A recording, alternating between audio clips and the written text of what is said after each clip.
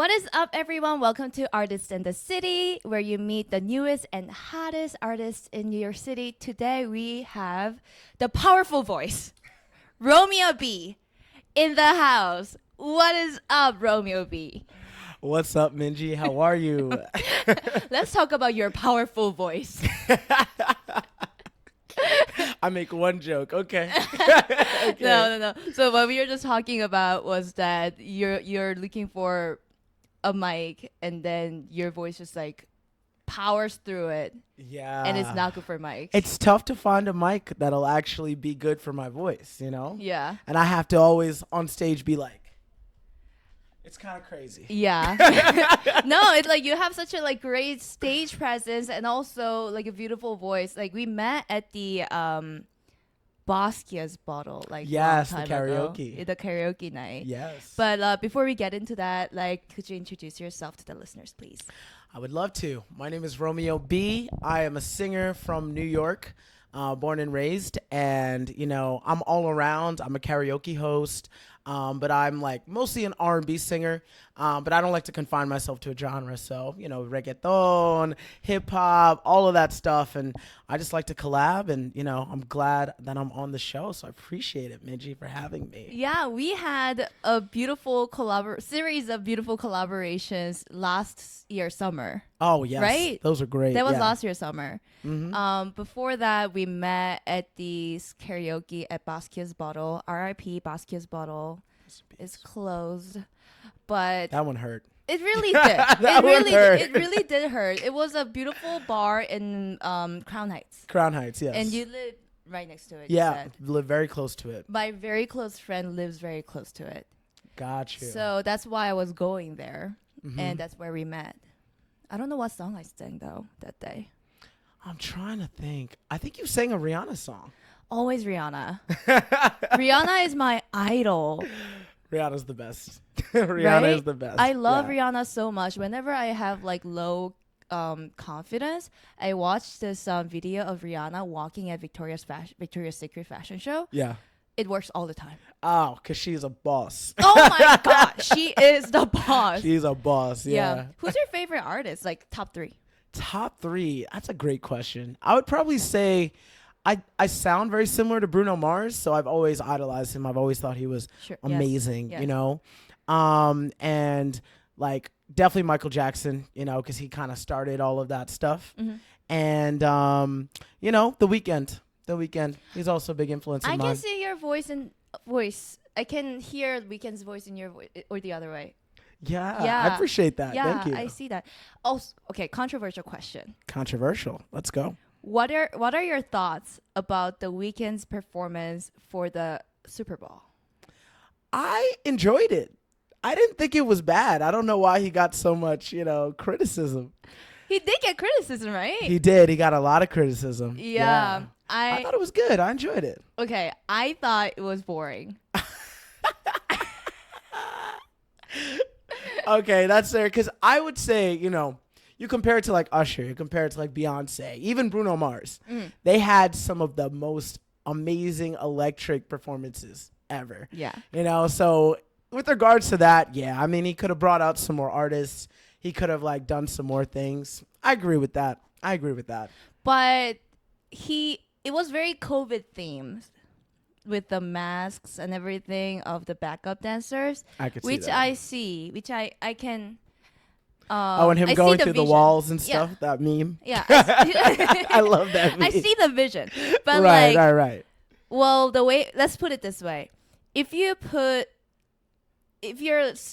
listing top 5 Super Bowl performances, the Weeknd performance will not be up there. No, it will not. It will not. Okay, I made my point. Yes. Point has been made for sure. Whereas Rihanna, Oh, yeah, that was amazing. the That was way she amazing. just like revealed the pregnancy and everything, no guess whatsoever. She's like, I have money. Here's what I can do. Boom. True that. Right? Yeah. But like you said, you're experimenting with different genres. So like Yeah. like walk us through with your evolution. Ooh, okay. Yeah. Absolutely. So, you know, ironically, you went to my performance right before I went to LA. Yes. And I think LA was definitely a turning point for me, you know, because it was kind of like I got this opportunity and I was very trustworthy. I'm a very trustworthy person, like trusting person, you know, maybe a little gullible too. But, you know, I went there and I just had all these expectations and I was able to meet them. I was really excited about it. But then when I got back, I checked about how realistic all these things were and how I hadn't felt like I was prioritizing myself as opposed to like what the producer wanted. And so once I thought about that, I was like, okay, you know, everyone wants me to just be an R&B singer, but why would I only be an R&B singer when I love reggaeton? I love hip hop. I love other genres. And even like neo soul and like blues and stuff like that, you know, some like music from like the 80s and 90s. I started to work with the producer. That's why my new album is a bunch of different like feels in a way, you know, because you got the Weekend kind of feel, but then you also got like, you know, like some 80s, 90s kind of funky vibes as well. And so like I've realized that I want to be the kind of artist that can sing on anything and do anything. And my most recent song, Summer of Me, is like a hip hop beat. But I was like, you know what, I'm going to sing and rap over it because why not, you know? Then I had my friend rap over it, and I think that we do a pretty good job there. And now I'm also releasing that reggaeton song in probably the end of August. So I'm really excited about that. Do you have any genres that is that, like, for example, reggaeton and like rap, was that a very new experience for you? I would say so, for sure, because I'd never written a song. It's all in Spanish. And so I've never written a song completely in another language. And, you know, I did that, and I also released another song in Portuguese because I was like, why not expand my boundaries? Wait, do know? you speak Spanish or Portuguese? Yes, I speak both of them. Hablo español y falo portugués. I don't. That's fair. English is good enough. Hola, everyone. You also speak Korean, though. Yeah, I do. I think a lot of Americans are not bilingual. You know, whenever we travel somewhere, nobody expects us to know another language. So I like to surprise people and be like, nah, I know exactly what you're saying. No, I'm trying to like make a joke about this, as in like I've Americanized so much that I don't even need to learn other language. Fuck you, Duolingo. I just deleted that app today. Wow. Hola, everyone. Meanwhile, I was doing a Duolingo lesson right as I was walking here. Okay, you're actively working on yourself. That's good. I am. That I am. But like you said that you're gullible. Yeah. Which yeah, is that's very the thing. gullible to say that you're gullible on the pod. I am. You know, I'm very trusting. You know, like when somebody says something, I usually take what they say as like facts, you know, Yeah. that they want the best for me. Yeah. But I've learned in the music industry it's a little different. You know, like people are always looking out for themselves, which is understandable. But there's other musicians that are looking out for themselves and others, and they see your vision and they want you to execute all of that.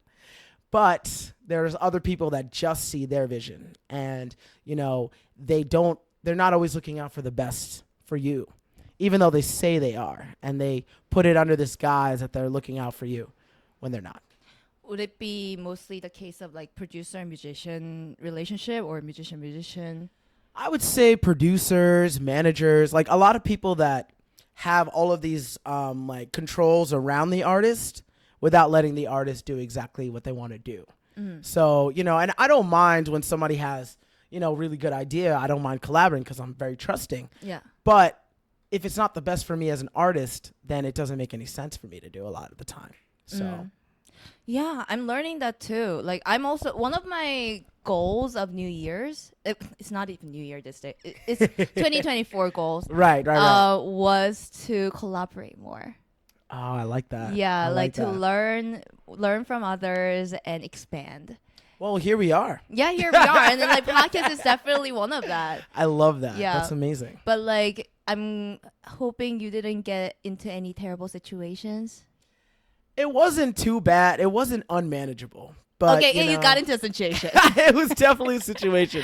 I actually do talk about it in my song, you know, because I'm like, if something has happened to me, I feel like the best therapy for me is to write a song about it, like Yeah. Taylor Swift, you know? Yeah. Anytime she's going through anything crazy, she puts it into a song and it becomes a hit and she makes money off of it. So I've always respected that. I've like respect her gangster, you know? Like she's so dope for that. And that's one of the, you know, a lot of artists kind of do that. And I think that that's the best way to write music, like authentic music, is to have it be about experiences that you've actually gone through. That's why I Yeah. don't like, you know, I like to write my own music for that reason. Yeah, So- that's the raw emotion that you want to utilize for your art. Exactly. Rihanna's song "Bitch Better Have My Money." Yeah. It's also like that, right? Yes. Do you know? So somebody was managing her finances, Right. and they took money away from Rihanna, and she got so mad. Says she's made a song like literally, "Bitch Better Have My Bitch Money." Better Have my money. And that song was not only a hit, but the producer had to give her money because he was like, yo, damn. He was probably bumping it in the car like, yo, all right, I'll pay her. It's one of her best songs, I think. Yeah. And it's so like, bitch better have my money. Bitch better have my money. I love it. I love it so much. But like, what kind of? Can I ask more about what happened? Sure. You know, I'm all about the controversy now. You Let's know? go. Let's Get you viral. It was kind of crazy. What happened was, you know, I went to LA, and it's actually like all my song. I was promised a dream. You know, he was like, "Yo, I'm gonna make the single for you. It's gonna be great." And he gave me the beat and everything, and I laid down some fire vocals, and things were awesome. Things were going really well. But then, you know, in the contract, it was like, we're going to pitch to a record label. I was like, okay, sounds good. We'll pitch to a record label. So before we pitched to the record label, he was like, we actually have to have a music video for this. I was like, okay, fine. You know, he was like, all right, give me $1,000 and we'll make the music video. I was like, okay, I'm not made of money, but all right. fine. $1,000. That $1,000. Okay. Then he was like, actually, we are going to have to make, I meet with the label. And they're like, oh, the song is dope and everything. Like, you know, I'm excited to see what you're doing. I'm like, bet. So the label was like, that very, very well. Then he was like, we actually need 2 more songs and 2 more videos. So each song was about $10,000. What? So he wanted me, in order to pitch again to the record label and to get the contract, 2 more songs, $10,000 each. And I was like, I don't have $20,000 lying in my bank account. I'm not like a trust fund baby, you know? What the? It was crazy. And then I started to probe a little bit because I was like, okay, who are your other clients? Most of them were kids and with their parents having a lot of money. And so I'm like, A, I don't fit that clientele. B, I don't have all this money to just throw around. I'm like, can I still talk to the label? Can I still, you know, make my connections? He was like, absolutely not. You know, and I was like, can I do my own music? He was like, no, I'm going to have writers for you. I'm like, okay. No, I'm losing my art. And I'm losing the fact that, like, you know, I can make a hit song on my own. I don't need to pay somebody $10,000 to make a hit song for me. And so, you know, and then I kind of probed a little bit more, spoke to some of the other artists that he worked with, and they all were part of the same scheme where he would make them do one song, talk to the label. The label would be like, okay, we like this song, but you need to do more songs with him. Then you make a whole album with him, and then he pitches to the label, but he's never signed anybody. So It's like a scheme. it's a scheme. Yeah. It's a scheme. And my mom, she's a lawyer. She was basically like, I was explaining the whole situation to her, and she was always kind of felt something was fishy the whole time. But, you know, mom's always looking out for you, always looking out for the best. And so when I like was on the plane, it's when it all kind of hit me. I was like, oh, this is kind of a scheme. And I started to speak to my mom about it. And she was like, oh, no, this is a scheme. And then when I released the New York song, New York, Can You Hear Me? I like wanted to split the rights, you know, 50-50, because, you know, he was the producer for it and everything. And it took him 3 months to get me his BMI, like, publishing information, because he was just being like, no, Romeo, like, you're the worst. Like, I can't believe you just left. I can't believe you won't work with me. And, you know, like, I'm not that kind of person. Like, I was just like, wow. So I just saw all of the dark sides of stuff. I'm like, it was a learning experience for sure, but I wasn't happy about it. Yeah, I'm actually really glad that you were not manipulated. Me too. Yeah, Me too. like you really I feel like you really followed your gut, as in like when once it's starting to get like real scammy, I'm like out. Yeah. And they were trying to like they were saying that like you're terrible and all that. That's like manipulation tactic, you know? Yeah, it was. And so he would always say those things. And then his wife would just constantly text me, be like, okay, we want you to go to your TikTok. I want you to do this. You want to do that. I'm like, that's cool. But then when it got a little bit nasty, it was all like, Romeo, I can't believe you would do this to us. You screwed us over. You did all these things. And I'm like, wow. Okay, that's crazy, you know? And so they have a bunch of artists like reach out to me because they've seen that they always advertise that they've worked with me. And I'm like, that's okay. That's weird because I didn't have a great experience. And so they reach out to me and I'm always going to tell them the truth. I'm going to tell them exactly what happened. And, you know, some of these artists were like, thank you so much, because I would have like gone in with all these expectations and not gotten anything. Yeah. Because they really make it seem like sunshine and rainbows when it's not. I'm so happy that you got out of it. Thank you. Yeah, I appreciate that. Is LA scene kind of like that? I think so. You know, I'm not saying that there's nobody that's genuine. I'm not saying that. But I am saying that there's a lot of people that will capitalize off the fact that they have some industry knowledge. Yeah. And so because all these labels are disbanding, you know, there's a lot less people getting paid. So now all these people that were once under these big labels are now running these operations in which they can like scam people, but they can use the fact that they have been in the industry for a while and have that industry knowledge to do that.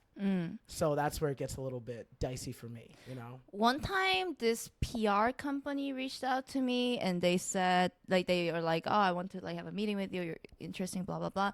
And then they said that like, if I pay a certain amount of money, they can get me some sort of like articles written at like the Hollywood magazines or whatever. But it was like I thought I'm not there yet. Like, I don't think I want to be on the magazine. B, it was very expensive. And C, they were in LA. Fuck you, LA. So it's, yeah, literally. And, you know, I think the crazy thing is what they want to do is find that person that's trying to skip a bunch of steps. Yeah. And that's what I also learned. I was like, okay, if I want to have bargaining power with the record labels, I need to grow my own brand so much that they have to sit at the table with me, you know, and I'm going to do it all on my own, where I can like control what's happening around me, control the people around me that I can trust. And, you know, work with people that I can trust, like you, like anybody that wants to collab with me. And there was the producer that I'm doing this 10-song album with. He heard that story and he was like, you know, Romeo, I can't believe that you were treated like that. I will produce you for free as long as we share the rights together, we work together, and we make sure this album can happen and we play it all around the city. I was like, that sounds great, you know?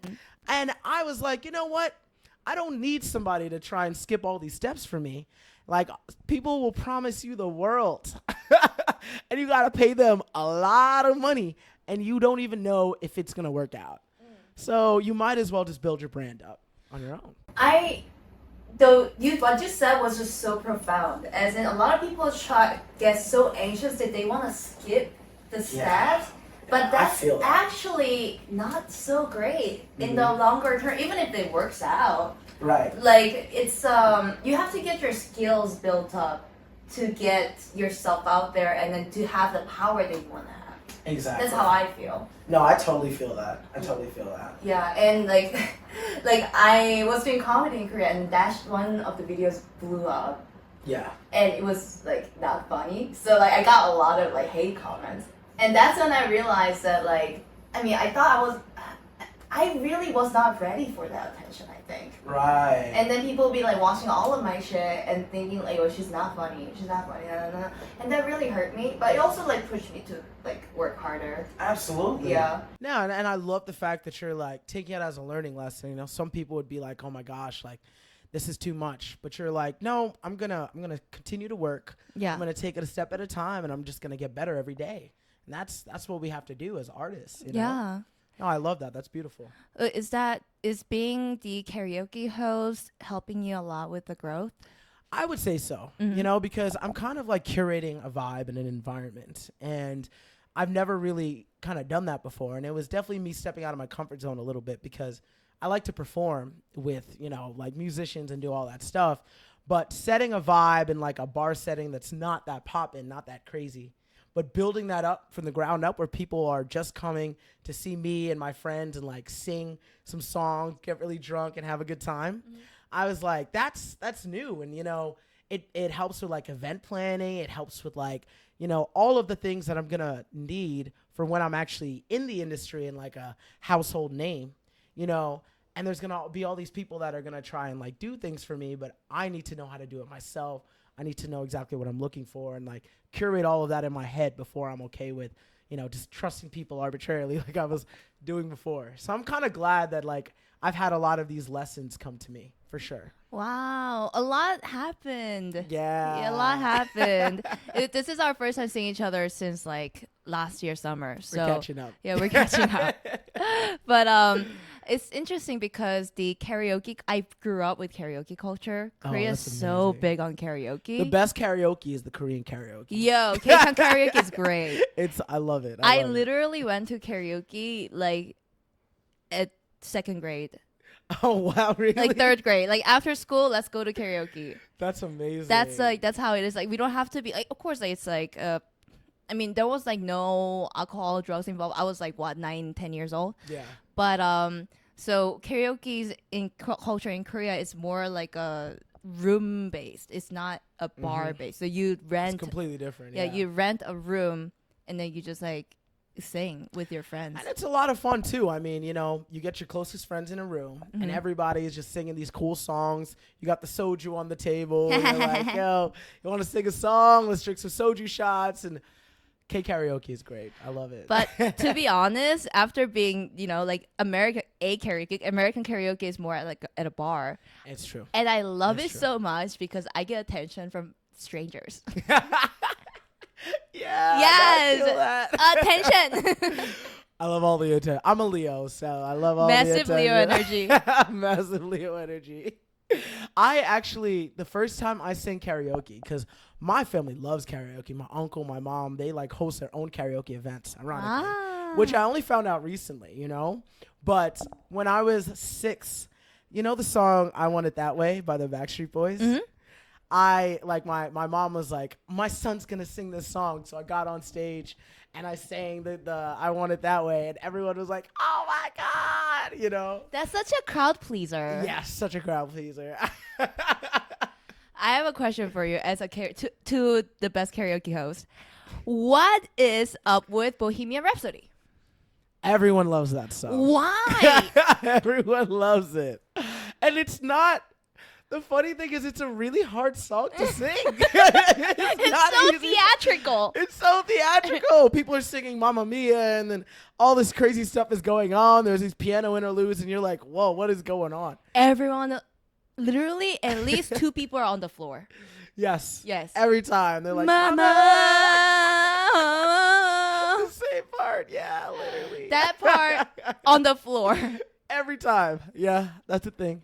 Yeah, I mean, like, I respect the culture, but every time I watch Americans singing Bohemian Rhapsody, I just laugh. Yeah, it's really funny. It's funny, right? It is It's really very funny.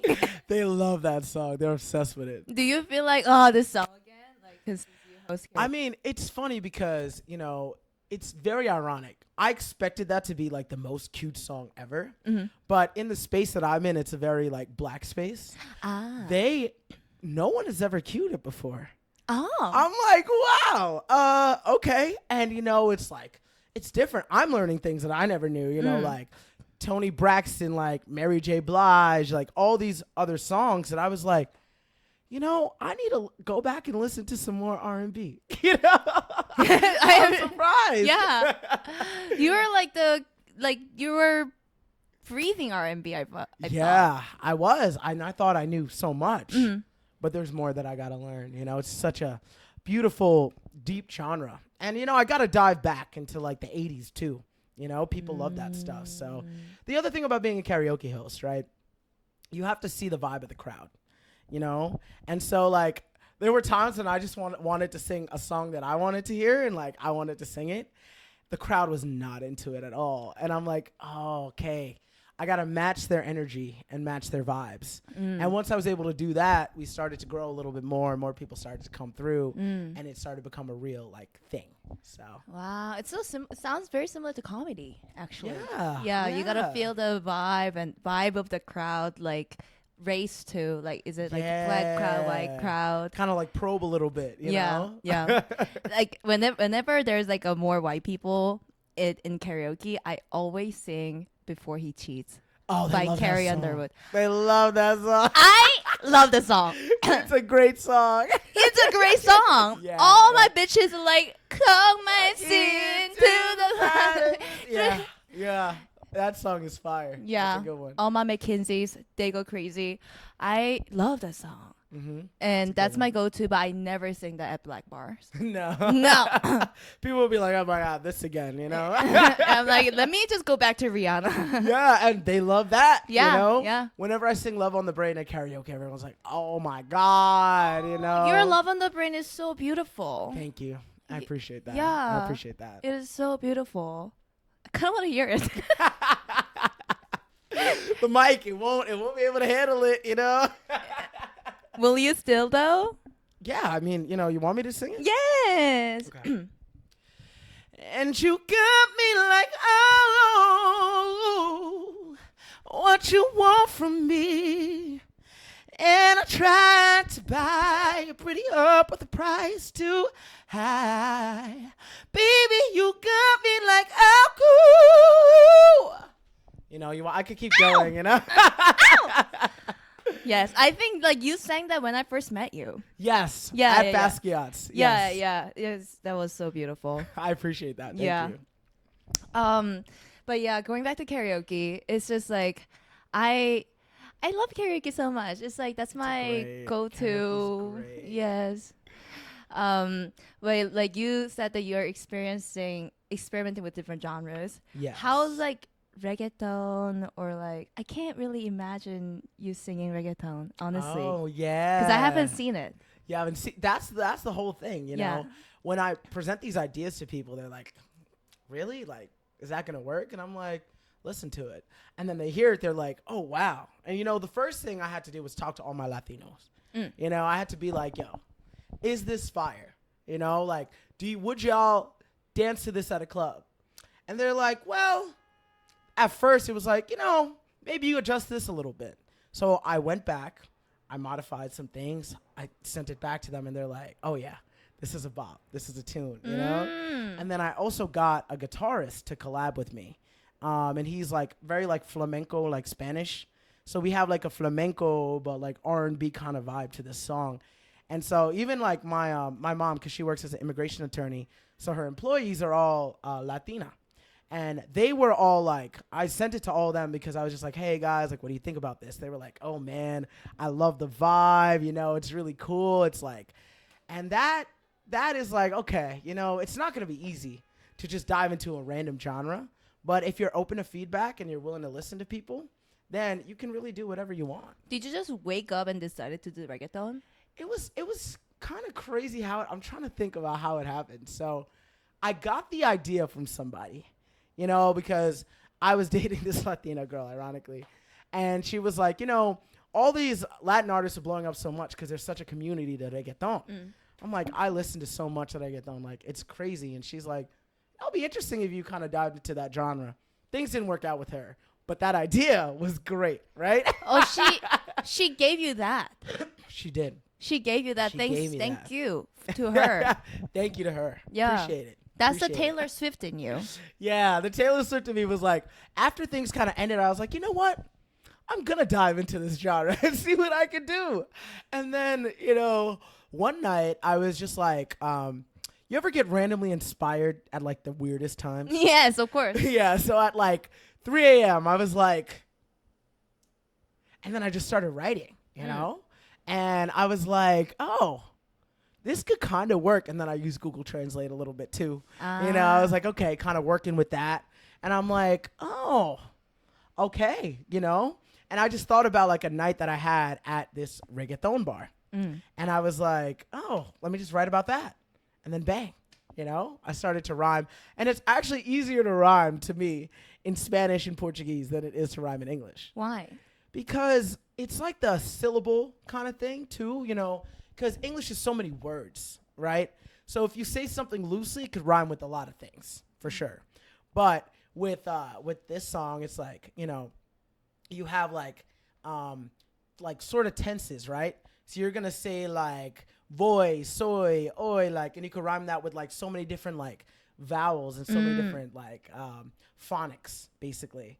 And it was just like, it started to just flow a little bit, So anytime you say like, I do something, it's like hablo, right?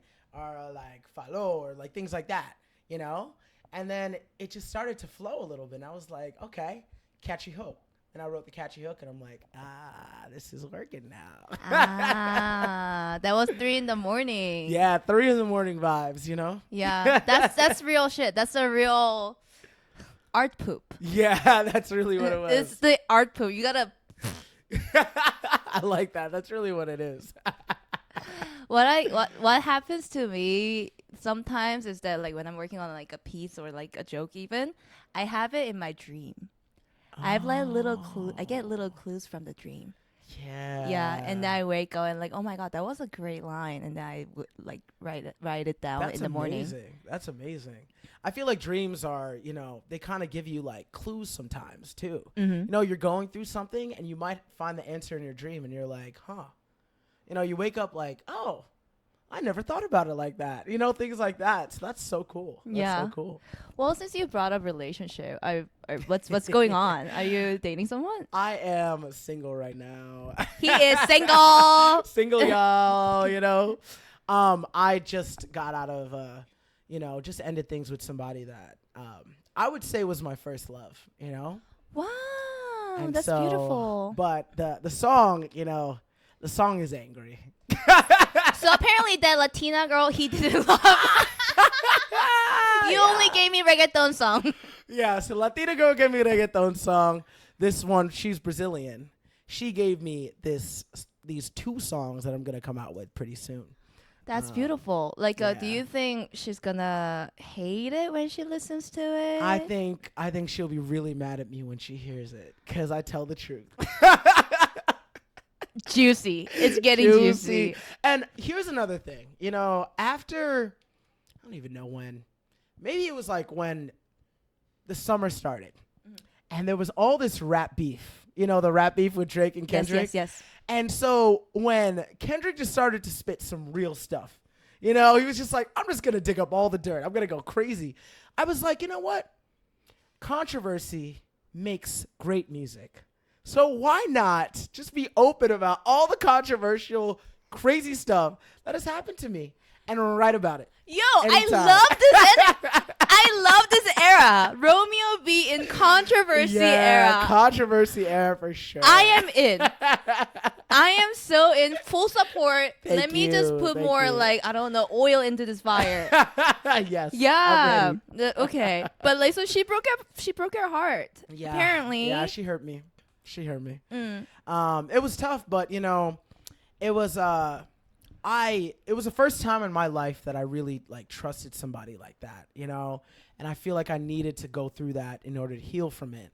And so I didn't realize how hurt I was until like I started to really face my emotions with it and talk to my therapist. And then I was like, oh wow, this really hurts. And she's like, yeah, because you did all this stuff. And I was like, oh, so that's why it hurts so much, Like, what did you do? What did therapist say? Well, between her and the woman I've dated and all the turmoil that I've kind of been through, guilt I felt for like doing certain things, but also not doing certain things, and them doing certain things, but, them reacting in ways that I'm like, okay, like I realized the biggest thing for me is like, don't lie to me. If you are like truthful about everything that's going on and it's wild and it's the whatever, that's cool. I'm like, okay, we could work through that, or it's not going to work out. That's fine. When you lie to me to my face, and that's the stuff that really hurts me, That's a good rule. It is, and that was the thing that kind of made me seem like, okay, you know what? That's a full-on lie. Once I like found out the lie was like a full-on lie, I was like, okay, I gotta, the song's gonna be called "Cut All Ties," a little preview, but I had to cut all ties. Whoa! Cut all ties. That's so. It's so sad to cut all ties with someone that you love, though, isn't it? It's It like it's just me being a girl, as in like I love this person. I can't fix them. Yeah, right. Let me right. fix you. Right. And, for me, I knew if I didn't do that, then I would just keep falling back into the same pattern. And I didn't want to do that to myself. I was like, I got to really move on. And what I was also doing was I was throwing all my energy, just every single bit of my energy into work and music, and like not like opening myself up to people and like relationships and things like that. So I'd meet somebody really cool and I would like basically brush them off completely without even knowing it. I would do it subconsciously because I felt this way about that person. So I was like, you know what? This is preventing me from meeting other cool people and all this stuff. I got to stop. I got to cut all ties. I got to really heal from this. So you're saying that you are really prioritizing yourself. Yes. Yes. That's what I'm doing now. And like, I always thought that I was the whole time, but I didn't realize that I was like, hurting other relationships in my life. So I was like, okay. My brother like sat me down one time and was like, listen, Romeo, you got to really, really like just be more open now. And like, cause he got out of a 7-year relationship. So his healing process was a long time. So he recognized it in me when he saw me kind of going through this, but he told me too early to the point where I was like, no, you're wrong. Now I'm like, you're right. You're right.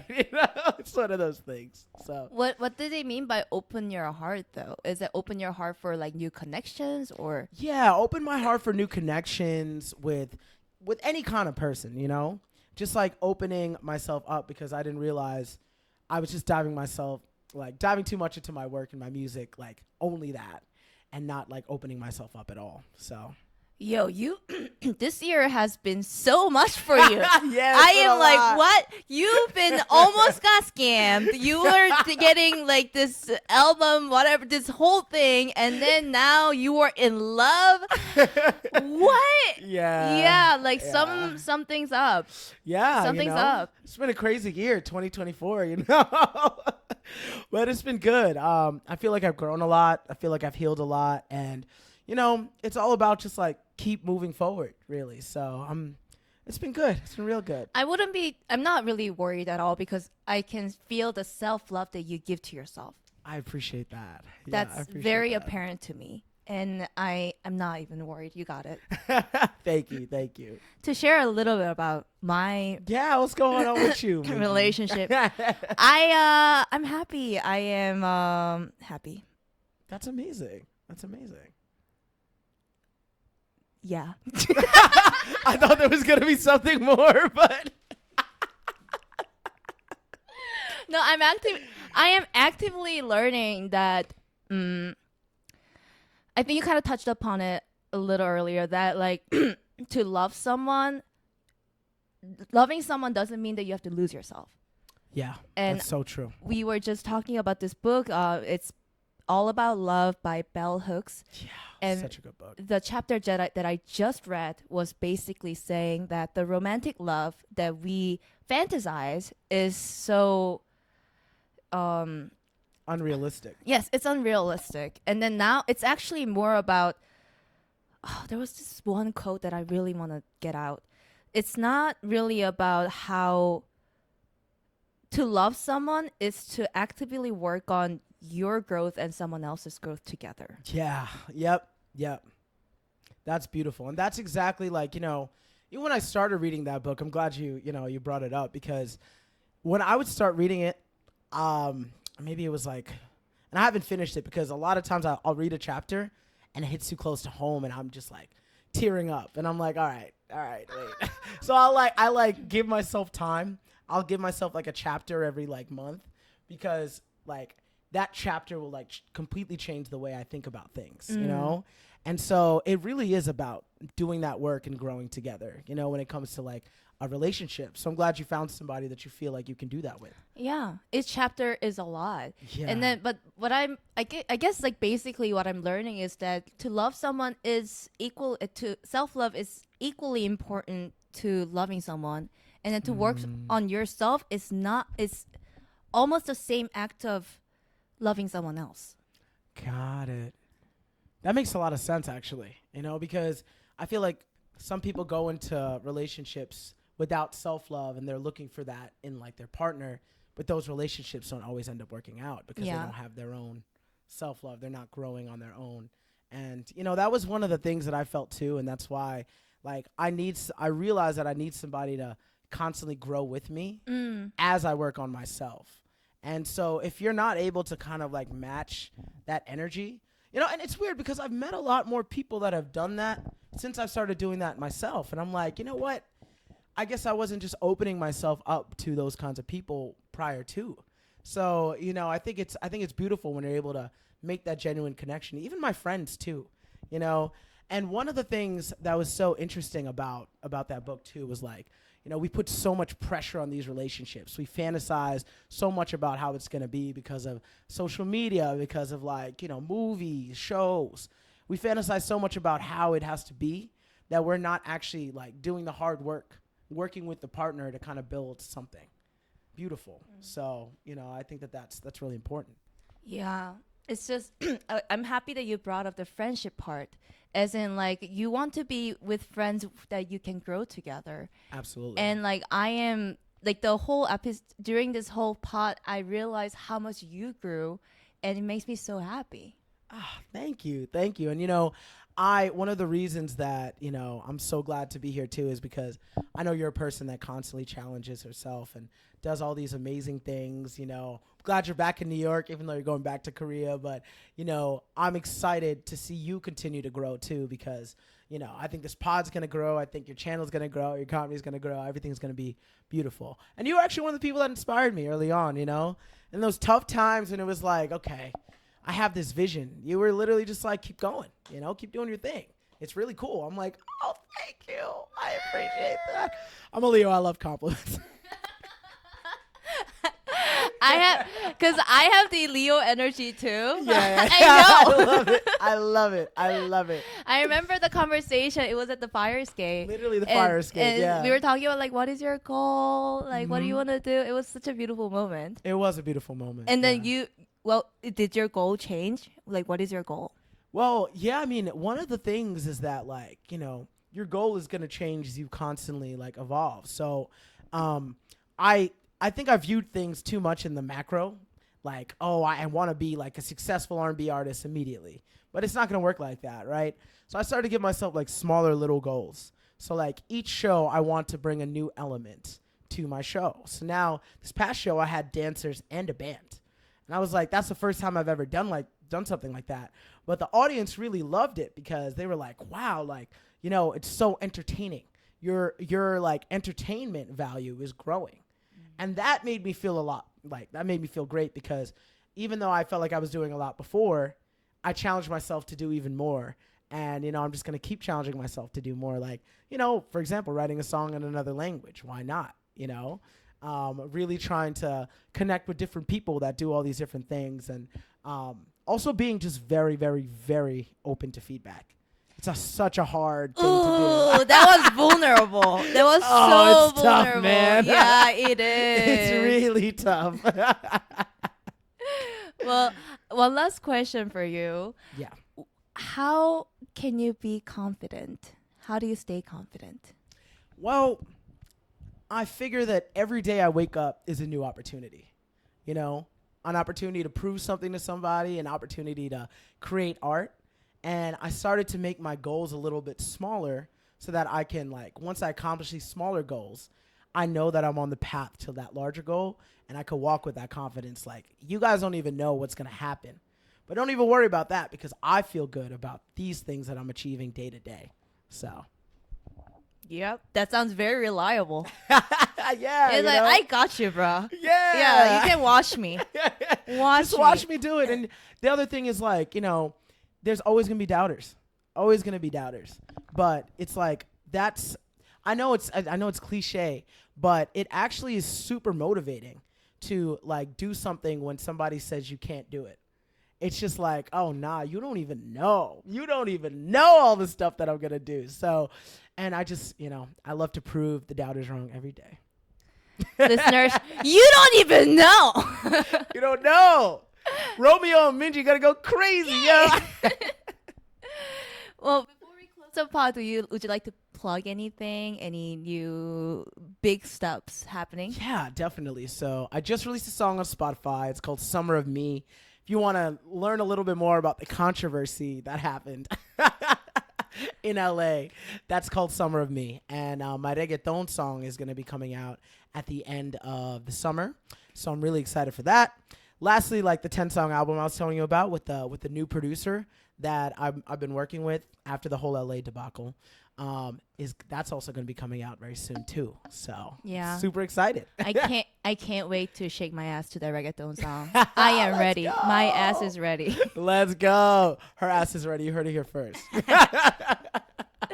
All right, Romeo, thank you for coming onto the podcast. This was such a a pleasure. fun episode. And listeners, thank you so much for listening. And we'll come back next week. Bye. Bye.